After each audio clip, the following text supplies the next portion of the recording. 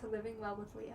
Today we are going to be diving into a very nuanced, very deceptive, very disturbing world, which is a branch of myalgic encephalomyelitis cures. We're going to be talking about the specific branch of these cures that uses catchphrases such as nervous system regulation and brain retraining. But before we jump in, let's go over a little bit of background as well as a few disclaimers. I am not a medical doctor. I do not have any degrees in the medical or psychological fields. However, I am a licensed certified hypnotherapist, and I have been trained in some similar models to the ones that we will be discussing today. I also have severe myalgic encephalomyelitis and have had myalgic encephalomyelitis for over 6 years now. Everything that we will be talking about in this video was researched by myself, and I will have my sources linked in the description. Because this video was made by someone with ME for people with ME, this video will not contain visual or auditory content from other creators. The setup that you are seeing right now, the volume and the tone of my voice for the most part, will be consistent throughout this video in an effort to limit your cognitive exertion. There will be no surprises. However, this video will be covering potentially triggering topics, as well as ableism, so viewer discretion is advised. Next, let's talk a little bit about ME, or myalgic encephalomyelitis. ME is a complex, multi-system chronic illness. Susceptibility may be genetic. The disease is triggered by infection in a majority of patients. For me, the trigger was mononucleosis. For many, ME is debilitating and disabling. 75% of people with ME are unable to work, and 25% may be bedbound or homebound. I myself am homebound.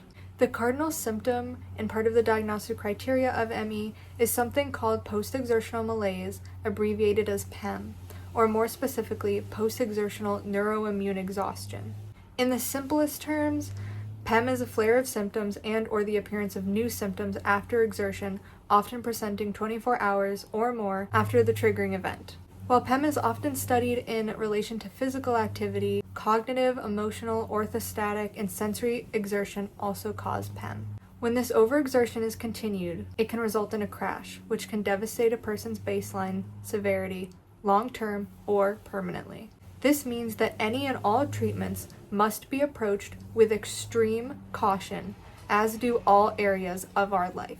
Putting that into perspective, doing something that overexerts past a certain point can result in permanent or long-term damage. And here I want to jump in and make an extremely important note about overexertion. What constitutes overexertion varies from patient to patient. For someone with more mild ME, the thing that might push their limits past their threshold and cause PEM might be something like going for a long walk.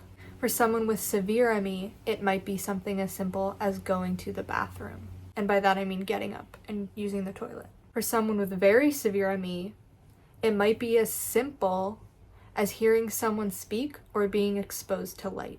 For me, I've had to pace very diligently to even make this video. More information about the science and information surrounding neuroimmune exhaustion, please check out the Bateman Horne Center, which is linked in the description.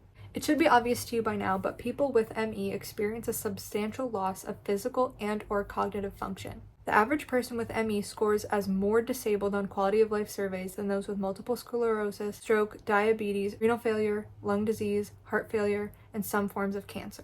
Someone with mild ME may be able to work full-time with accommodations, but someone with very severe ME may be bedbound and have trouble communicating at all. They may not even be able to feed themselves without the assistance of something like TPN. And due to complications that arise from having very, very severe ME, ME can take lives and has. And this is not to compare illnesses or debate about who has it worse, but rather to provide a basic quality of life marker that is based on data that gives some context to our illness. And again, even with mild ME, most reports show a 20% loss in function, which is still pretty extreme for a disease in its most mild form. As Professor Mark Lovelace, the head of the AIDS and ME clinic at Oregon Health Services University puts it, ME patients feel effectively the same every day as an AIDS patient feels 2 months before death. The only difference is that the symptoms go on for never-ending decades. Now, when you have an illness that is this serious and debilitating, with the potential to become more serious and more debilitating, potentially permanently, it becomes imperative that treatments respect the physiological reality of the disease. And people with ME are no stranger to bad publicity, shall we say. There have been many targeted, what I would call smear campaigns against our illness, trying to make it out to be psychological, mental illness, personal failure, what have you. None of those things I'm going to be covering in this video, although they are really interesting. I think that they warrant their own video. I want to make it exceptionally clear. It is irrefutable that our illness is real, physical, serious, and debilitating. It can even be, as I mentioned a moment ago, life-threatening. And I cannot stress enough that when it takes someone's life, that was the life of someone who has tried everything to get better, or to even see 1 or 2% marginal improvement. That was the life of someone who desperately wanted to live and who desperately wanted to get better. And yet, are we in a place online where quote-unquote treatments for ME are being treated with respect for the reality of the disease? Of course not. That's what this video is about, so let's get into it. So the main treatment I've seen being touted as a cure for ME are brain retraining / nervous system regulation programs. They may also be called neuroplasticity programs or autonomic nervous system retraining. They propose that ME is in large part a result of autonomic nervous system dysfunction, specifically an overactive fight or flight and underactive rest and digest system. And they believe that by rewiring the brain through things like breathing, visualization, affirmations, intervening on thought patterns, that the patient can recover. Yes, they think that through visualizations, affirmations, and breathing techniques, patients can recover from a physical illness that is comparable to the suffering of a person who is dying from AIDS. They often emphasize self-management, mental / psychological techniques, and sometimes suggest that you need to change your brain's response to triggers to stop the cycle of symptoms. However, the peer-reviewed evidence for this is extremely limited, and while testimonials can be powerful and persuasive on social media, we must remember that they are not a substitute for rigorous trials, and there is risk of significant bias, whether that be selection bias, placebo, regression to mean, misdiagnosis, etc. But because this is a deep dive, let's all stop and take a deep breath and break this down with some nuance. And I mean that literally. Let's all take a deep breath together. Okay. And before we get deeper into this category specifically, I'd like to take note that this chapter of the video is covering brain retraining as a category, so we are not going to be going into talking about any one specific program in the interest of time and exertion. However, I am open to looking into specific programs and claims in a specific video, so if there are any programs specifically that you would like me to look into, please let me know. In the next chapter, we will be covering a specific program, but it's in a bit of its own category. So as I said, brain retraining posits that the disease begins and perpetuates itself through the brain and nervous system becoming sensitized to certain triggers, resulting in a variety of symptoms, which themselves become triggers for symptoms, resulting in a self-reinforcing feedback loop. This is not scientifically backed, nor is it scientifically based. Not evidence-based, it is not research-based, and nor is it in line with emerging research. That's a really important thing to keep in mind as we go through this. Once again, while the exact cause of ME is not yet known, we know that what triggers it is related to genetics, viral infections, physical or emotional stress and trauma, such as surgeries or injuries or emotional trauma, immune system dysfunction, and more. And again, to note, even if emotional trauma is reported as the trigger for ME, that does not change the fact that ME is a physical illness and not a mental illness. I just want to jump in and add a quick note that while ME is not classified as a form of dysautonomia, like POTS is, for example, which I also have, brain retraining would still not be a cure, and this model still holds medical inaccuracy even for ANS disorders. So let's talk about ME and the nervous system. Nervous system is one of the main biological symptoms implicated in myalgic encephalomyelitis. While the illness is multi-system, affecting other systems too, immune system, metabolic system, cardiovascular system, neurological and autonomic dysfunction are among the most consistent research findings. Let's break this down quickly and as simply as I can. If you would like more information, however, I highly recommend checking out mepedia.org. Their website is linked in the description. And you can also keep up with emerging myalgic encephalomyelitis research on the NIH website or on PubMed. In summary, the nervous system is the part of your body that coordinates its voluntary and involuntary actions and transmits signals to and from different parts of the body. So an autonomic function that your autonomic nervous system might deal with is your breathing, your heart rate, your pupil dilation, your blood pressure, things like that. Neuroinflammation, autonomic nervous system dysfunction, and intracranial hypertension are all thought to contribute to the symptoms of ME. If you look on the NIH website or PubMed, you may also see new findings in the realm of ME research which pertain to things like altered central nervous system connectivity, orthostatic intolerance, fMRI/metabolic changes post-activity, which are beginning to point at a neural basis for PEM, glial activation, which are the immune cells in your brain, which suggests ongoing inflammatory signaling between the immune system and the brain. The list goes on, and outside of all of that, there is new research suggesting or investigating things such as mitochondrial dysfunction, T-cell exhaustion, and much more. We are still only in the very beginning stages of understanding this devastating illness, but the one thing we know for sure is that while it involves the nervous system, neurology, and the brain, it is not a psychological illness. However, these brain retraining programs either do not even look at emerging evidence or oversimplify these complex neural findings by reducing them to, you can just rewire your stress response, which ignores the biological pathology, much of which goes far beyond the involvement of the stress response. As we've been repeating, the nervous system's involvement in ME is only one system of many that has been implicated in our disease. So basically, think of it like this. Say you were in a devastating car accident, which caused spinal damage, nerve compression, and chronic pain. If a healing coach came into your hospital room and said, your spine isn't really injured, it's just that your brain has learned to interpret certain sensations in pain as pain, and you just need to retrain your nervous system and then you'll walk again. Most people would immediately recognize that as not only implausible, but potentially damaging and cruel. And even in that circumstance, you might manage some improvement in pain perception, pain management, or pain coping with physiotherapy, hypnosis, mindfulness techniques, but you can't think or visualize your way out of having a crushed vertebra. That's a clear physiological substrate that needs medical care and rehabilitative treatment. It's something that needs a comprehensive approach. That doesn't mean that there's no place for somatic work, for nervous system work, for calming your fight or flight as much as you can. Of course there is. But that doesn't change the biological, physiological fact of the physical illness. So now let's pause and move on to the lightning process. This will be the second chapter of this video and the second area of ME cures that I'm going to be covering as far as this video goes. Lightning process is a psychological intervention created by a man named Phil Parker that has been promoted to people with myalgic encephalomyelitis as a cure. I want to make that very specific.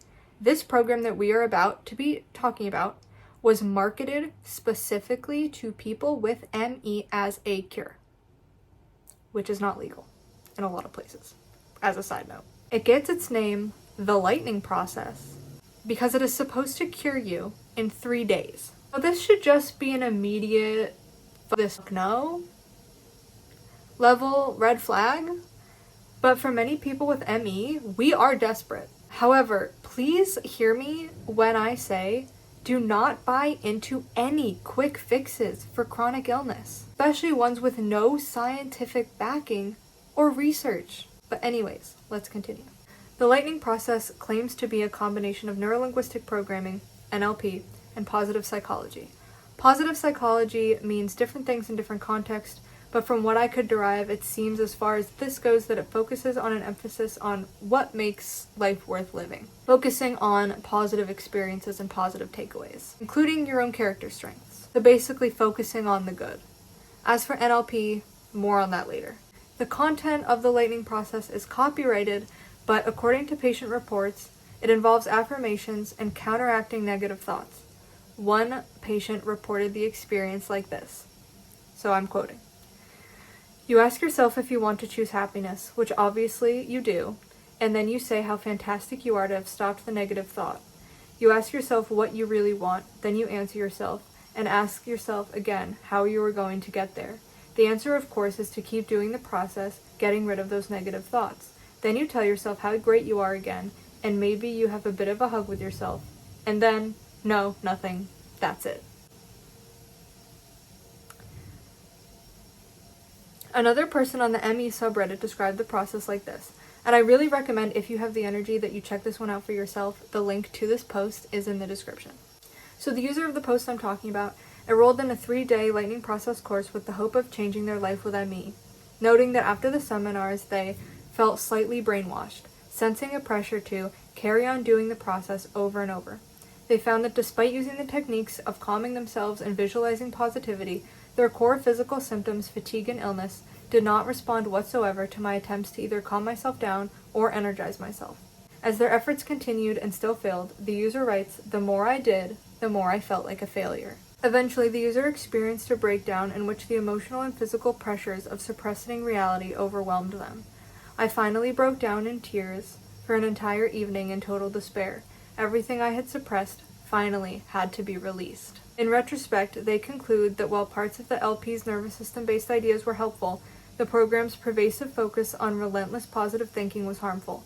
They write, mindless positivity is just that, mindless. It's not a life at all. The user felt that the lightning program promised dramatic transformation, but for them it resulted in exhaustion and a deep sense of failure when symptoms didn't vanish, ultimately leading them to reject the all-positive framing and instead advocate for a gentler, more realistic approach to their condition. Obviously. I'm sorry, but can we just pause here and imagine telling a cancer patient that to cure their cancer that they just need to think positively?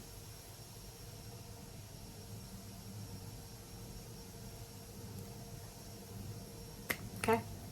For reference, the cost is between £695 and £1,997 for a 3-day course with additional sessions up to £250 an hour. For reference, £1,997 is equivalent to $2,624 in the US.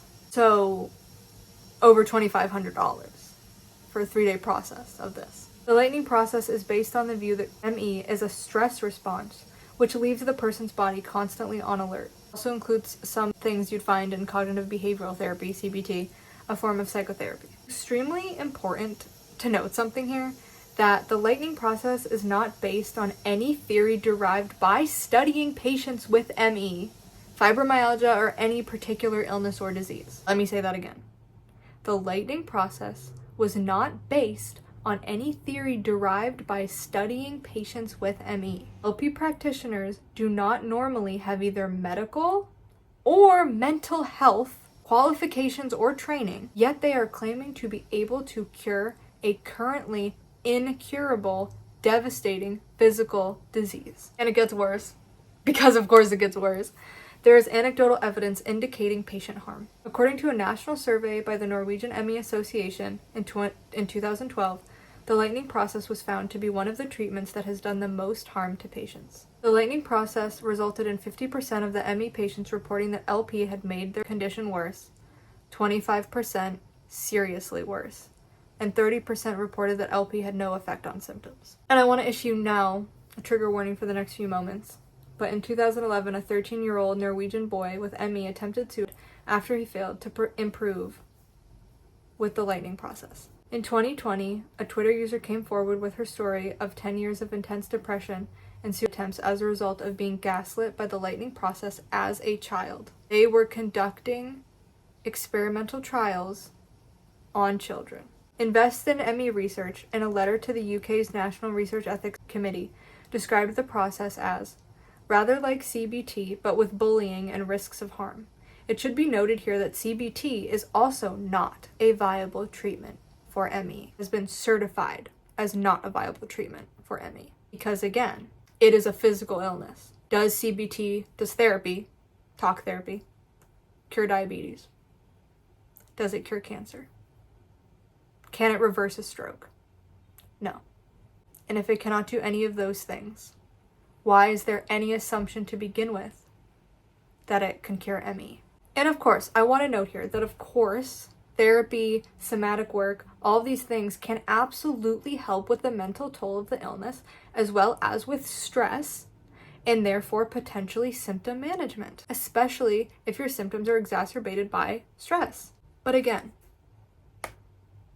it would also be helpful to a cancer patient who's living with the toll of having stage 4 cancer, I'm sure, to talk to someone and do somatic work. Anyways, now I want to pivot into my ventures into this sort of nervous system self-help world, because I think it will provide some valuable on-the-ground context and nuance. As a side note, if what I'm about to talk about here is of interest to you, I have a video all about my hypnotherapy journey, both as a patient and as a licensed certified hypnotherapist, and my experience getting certified, already up on this channel already if you would like to either pause this video and watch that or watch it after this. So last year in 2024, I was dealing with some really, really bad medical PTSD, as well as other stressors and factors, many of which were related to my illness, that were leading me to become agoraphobic. Now, I'm homebound anyway because of my chronic illness, but I wasn't quite at that point when this started. I was already going to regular therapy. I've been in regular therapy since I was 11, but my anxiety and stress were completely insurmountable, and I was genuinely losing hope. I genuinely felt like at that point it was like gonna be the end for me. And I say that with full seriousness. My therapist then referred me to her friend who is a hypnotherapist. So the world of hypnotherapy is largely unregulated as of right now. That will probably change in the future. But therefore, like everything, sometimes it needs to be approached with caution. However, when it's done correctly, it can be an amazing and transformative and just incredible experience. And in practice, it's also quite simple. Hypnotherapy is basically a practice which uses hypnosis to help individuals make positive and healthy changes in their behaviors, ways of thinking and processing, and lives overall. It can be used to address any manner of specific issues depending on the client's needs and the hypnotherapist's scope of practice. I cannot emphasize the scope of practice piece enough, okay? A practitioner's scope of practice refers to the areas in which they have been trained and in which they have been certified. Okay? Trained in and certified. Remember once again that with the brain retraining shit and the lightning process shit, there is no training in ME. There is no knowledge of ME. There is no backing. There's no research. There's nothing. There's no degree. There is nothing. Okay? Anyways. So for me and other reputable hypnotherapists, when an issue falls outside of our scope, we refer to a clinician who is able to help. A clinician that does have the necessary medical degree or does have the necessary mental health degree. And I am dedicated to staying within my scope. Someone like me, who is not a licensed clinical social worker, who is not a psychologist, I stay within my scope. Hypnotherapy is not a substitute for other forms of therapy, and it is certainly not a substitute for medical intervention. I cannot treat serious psychological disorders. That would be outside of my scope. So what hypnotherapy really comes down to, for someone like me, and just in general, is stress management. Of course, people with all sorts of disorders and struggles could potentially benefit from hypnotherapy, but it would have to be alongside outside treatment from someone with a clinical degree. When I see my hypnotherapist, she is not directly treating my CPTSD, she is helping me manage the stress of living with my CPTSD, and helping my brain come up with ways to respond to my triggers instead of reacting to them. As a side note, my hypnotherapist does have extra degrees, but just in general. Same goes for my health. My POTS cardiologist treats my POTS. Hypnotherapist helps me cope with the stress of living with POTS and teaches my brain tricks to help with some of the symptoms, like pain management. And POTS is a disorder of the autonomic nervous system. So if you're learning techniques that are self-soothing, you can see effects in some of the symptoms because there is that connection. But it is not a cure. And it is not going to erase the symptoms. It simply may help you manage them. Hypnotherapy is really like taking someone on a relaxing journey and along the way sort of showing them tools and techniques that they can then use at their discretion if they find them helpful. It is a tool, not a cure. When I was in training, the idea of practicing within your scope could not have been stressed enough by my teachers. We are not doctors, we are not mental health clinicians, and to pretend to be or to step outside of that scope is irresponsible, damaging, and frankly, disgusting. So why did I become certified in hypnotherapy? Because hypnotherapy did save my life. It helps me regulate emotionally and sensorily. It helps me respond to my triggers instead of reacting to them.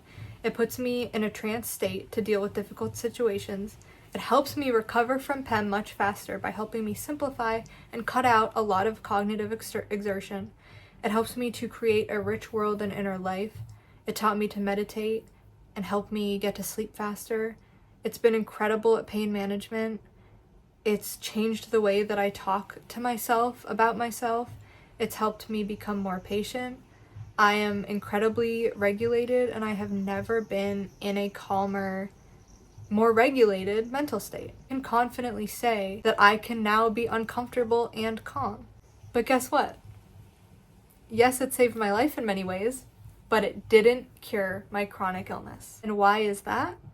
Because it is not physically possible. Because even when doing somatic nervous system work responsibly and with a ton of merit, and even when you are proficient in it, it cannot change physical illness, especially a physical illness that science has yet to come to fully understand.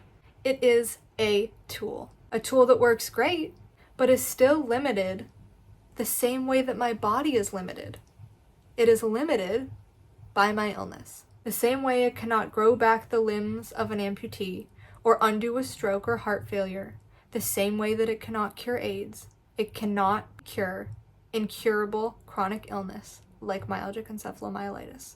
And if it's something that you want to look into and you meet with your hypnotherapist and they even suggest being able to cure your ME, or really if they claim to be able to cure anything at all, run and potentially report them. That needs to be a huge, impenetrable no, not only for your mental well-being, but when it comes to ME, for your safety.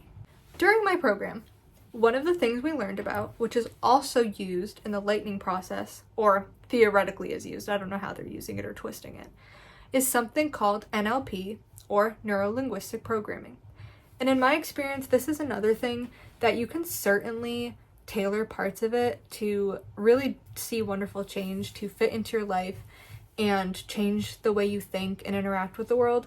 But once again, it is a tool and it is imperfect and not always applicable. When I was in my training and we were learning about it in sort of a more modern, nuanced way. My trainers were not like these crazy lightning process people. But I read some of the work of Dr. Richard Bandler, who is the creator of NLP, and this would have to be its own video. So take what I'm saying with a grain of salt. If I talk about it again, it will be in a deep dive with quotes. His books are ableist towards chronically ill people. The creator of NLP. The claims he made in some of his books were ableist. And again, take that with a grain of salt. Allegedly, I would make a separate video of that. But I want to note that there were red flags for me in the reading. There were also a lot of great parts and great insights. But if you can't go into it with the nuance that you need, don't go into it at all and protect yourself. That's my opinion. But I'm trained in the good parts of it and the modern, like, you know, I think the lightning process and these things definitely twist it, but it is one of these things that you can take it and run with it in a lot of different directions. And like I said also, like all tools, it's not always going to be applicable to you or helpful in your life. If it is, that's great. If it's not, that's okay. The world of NLP is vast and a bit complicated and sometimes kind of crazy, and at least in my experience, it seems to attract people with some very inflated egos. But it is based upon the central hypothesis that each person has their own preferred communication style and their own mental representation of the world, and that if a person alters their communication style in ways targeted to certain issues, that they will feel more control and at ease. Now, diving into NLP, to really do it justice, like I've said, both in relation to the good, the bad, the neutral, and the nuanced, would have to be its own separate video. But I will say, just to round this out, I have found it effective in my own life when used appropriately. And again, with critical thinking, and only as a tool, which is one of many, how I navigate the world. It has no bearing on my illness, just how I exist mentally in a sick and disabled body. And of course, as far as ME goes, there is no evidence suggesting that neurolinguistic programming can effectively work as a treatment for ME, its symptoms, or any other neurological diseases or disorders. If you want to use it to deal with issues related to self-help and stress, maybe even the management of some symptoms, like I said, go for it. But can it cure chronic illness? No. And I want to briefly touch on something that, as I was researching for this video, I started thinking about, and I feel like is an important bias to bring up, and that is what I've decided to coin as the stress bias. I'm going to describe a person living in a hypothetical world to you, okay? This person works in a high-stress office, and lately they have been having a lot of nausea. They've gone to a good, thorough doctor who has ruled out every cause of nausea under the sun. They go to a hypnotherapist, find their stress totally managed, and as a result, they're not nauseous anymore. So in this instance, that nausea was caused by stress in this hypothetical world. Hypnotherapy helped with the stress and therefore, as a result, the nausea. But is it then fair to say that hypnotherapy is the definitive cure-all for nausea? Absolutely not. It isn't even going to work for every single human being who's ever been stressed. Even when something helps with a symptom or an issue, that doesn't make it a cure. That doesn't mean it's useless. It just means it isn't black and white, and it is a tool that doesn't work for everyone because humans and their brains and bodies are complex and variable. Let's look at another example. Hives. Person A is experiencing stress hives. Hives that come about as a reaction to a stressor. Person B is experiencing hives because they just accidentally ate a food they're allergic to, and now they're going into anaphylactic shock. And they also have hives. So while person A goes to hypnotherapy and sees a reduction in their hives as a result of a reduction of their stress, because again, person A's hives are caused by stress, person B is dead because you're trying to hypnotize them when you should be calling an ambulance. Does that mean it is a personal failing on person B's part that they didn't try hard enough in therapy? No. It means that allergies are dangerous and sometimes people with them need immediate medical attention. So why is it that these things can't be marketed as tools? Why must everything always be so black and white, catch-all, with an emphasis on personal failure, victim blaming, and ableism? Why do we take something that may have some potential benefit for some people in their stress and their symptom management and twist it into something dangerous and something evil? Why do we always end up preying on disabled and chronically ill people? Money. Fear. But seriously, would you sell the lightning program to an amputee and then blame them when they fail to regrow their limbs, which is a physical impossibility? Because that's how stupid you look marketing it to someone with ME, and then expecting them to get better, or blaming them when they don't. With myalgic encephalomyelitis, the problem is that these programs are often marketed as curative, not adjunctive, despite a lack of evidence that they repair the physiological changes found in the illness, and despite a lack of medical knowledge and a lack of understanding of the biological nature of the illness. And like I've been saying, it's not that all psychological or mind-body support is useless. Supportive therapies like CBT for coping, pacing strategies, mindfulness, hypnotherapy can all have benefit in improving quality of life or managing symptoms, especially when combined with other care or targeting stress, off-label medications, what have you. But claiming cure via rewiring your brain on its own is scientifically bogus and frankly insane. If the cure to cancer was thinking positively, we wouldn't have cancer.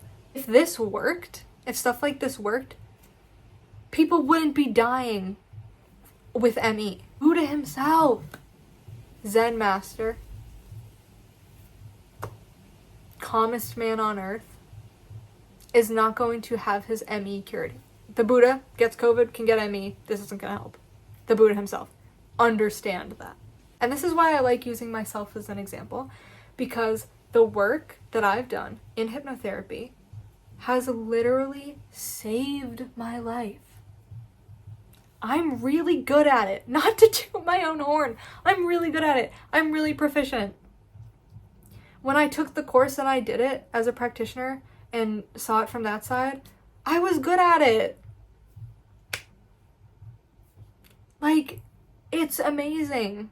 It's the best thing in my life, probably. I'm still severely chronically ill, and that's not a personal failing. It's like, and it's funny, because there's this analogy that people use in the hypnotherapy world and in the NLP world of like, when you're living, dysfunctionally, it's like trying to mow your lawn with a dishwasher. They love using that analogy.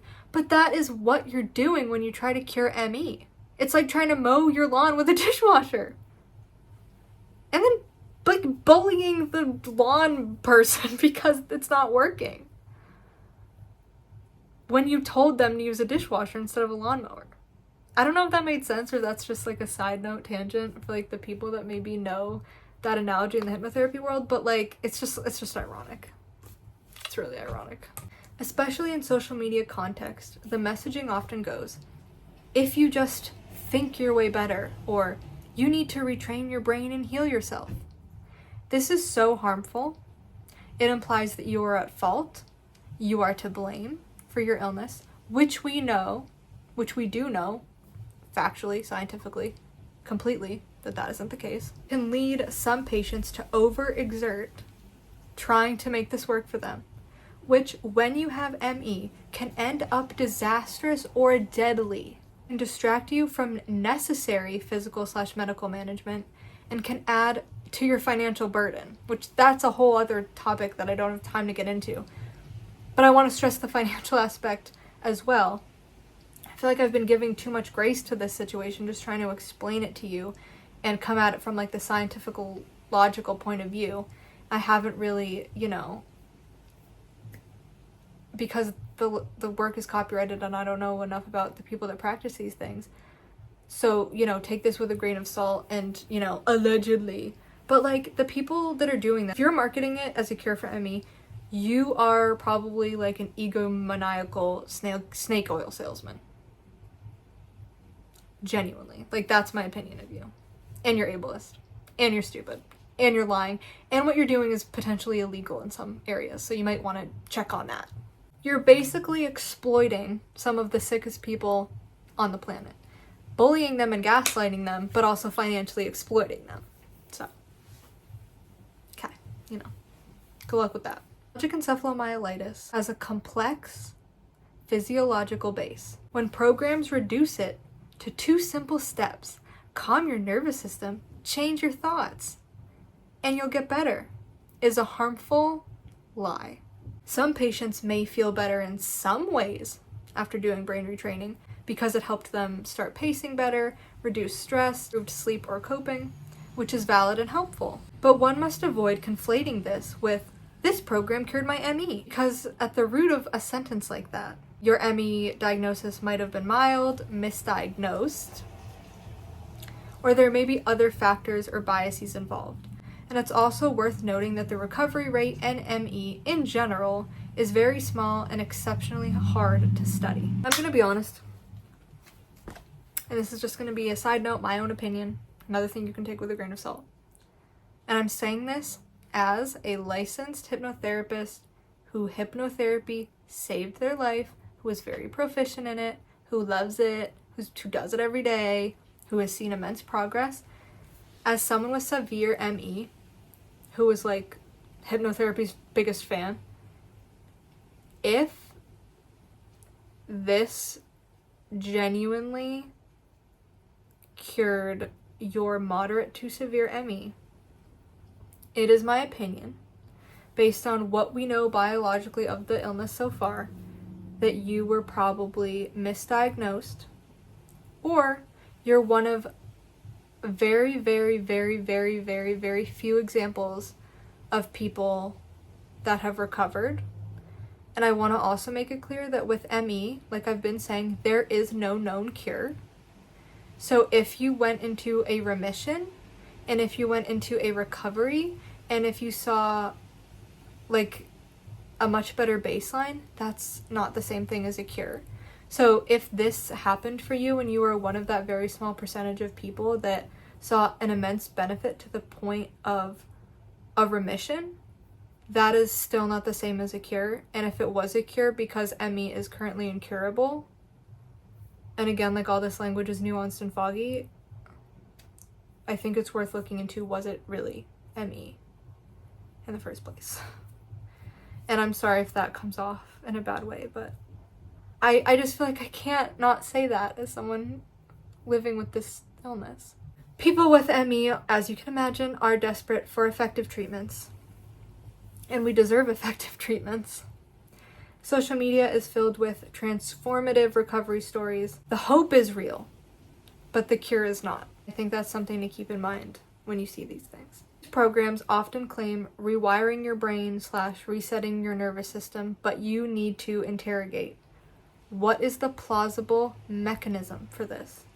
What do you scientifically understand about the nervous system as it pertains to ME? What are the controls?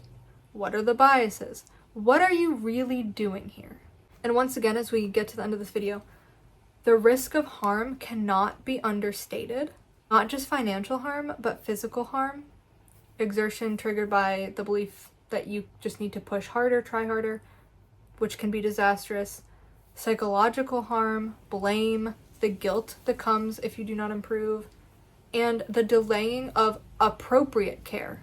So, what is supported? What is evidence-based? While there is no miracle cure yet, and like I said, we still need a lot more research and a lot more funding into our illness.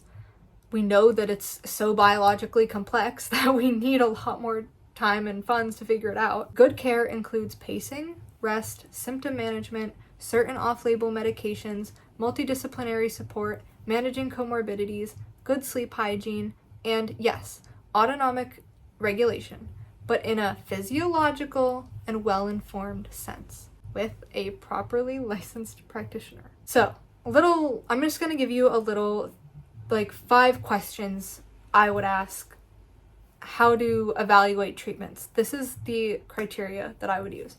1, is there strong peer-reviewed evidence for this? Whether that's RCTs, objective outcomes. 2, are claims proportionate? So look for words like tool, management, coping, skill, not cure, not fix, especially quick fix.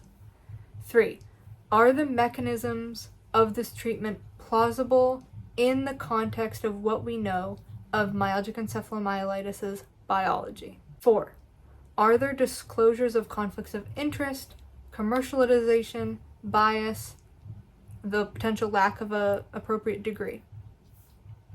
And 5, if there are any risks, what are they, and are they clearly communicated to you? That is the criteria, the evaluation that I would go through when you are deciding on a potential treatment path. At the end of the day, people with ME deserve so much better than this. We are some of the sickest people on the planet, and yet we are preyed upon by a hope-mongering market. If you care about ME, or if you love someone with ME, and actually want to help us, or lighten our load, please take from our plate of stressors when and if you can. Fund our research when and if you can. Share our stories. Speak out against harmful treatments and patient-blaming rhetoric. Stick to science and evidence-based care.